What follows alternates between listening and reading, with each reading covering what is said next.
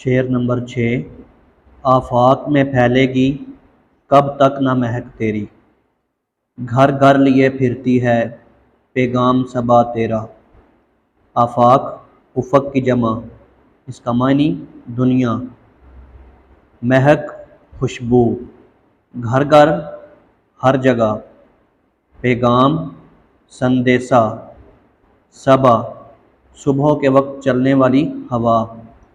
حوالہ شعر، نظم کا نام حمد، شاعر کا نام مولانا الطاف حسین حالی۔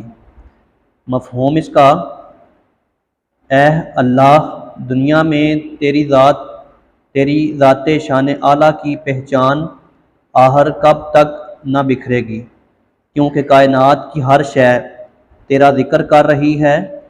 صبح کی ٹھنڈی ہوا بھی ہر جگہ تیرا پیغام پہنچا رہی ہے۔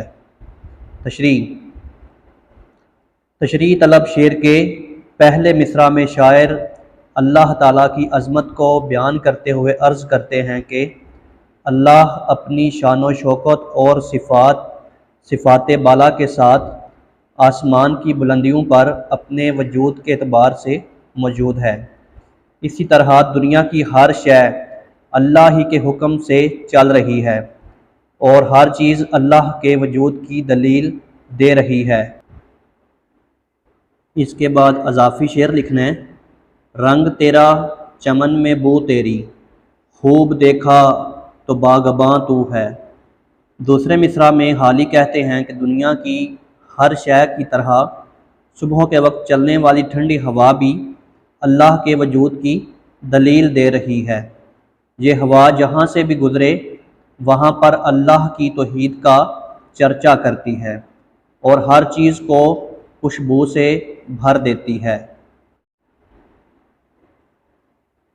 شعر نمبر 7۔ ہر بول تیرا دل سے ٹکرا کے گزرتا ہے، کچھ رنگ بیاں حالی ہے سب سے جدا تیرا۔ بول بات، ٹکرا کے گزرنا، چھو کے گزرنا، دل پر اثر کرنا۔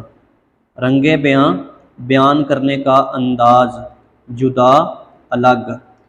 حوالہ شعر، نظم کا نام حمد، شاعر کا نام مولانا الطاف حسین حالی۔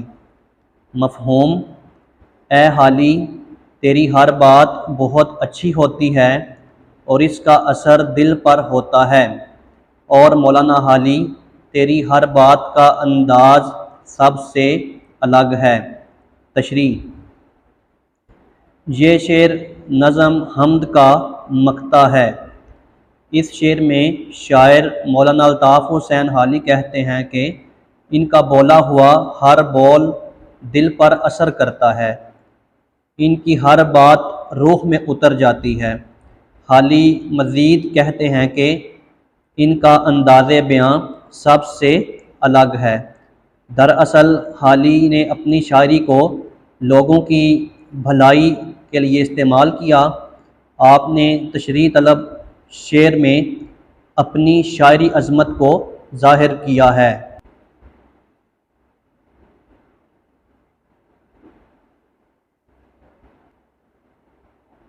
اس میں اضافی شعر لکھنا ہے۔ مال ہے نایاب پر گاہک ہیں اکثر بے خبر، شہر میں کھولی ہے حالی نے دکان سب سے الگ۔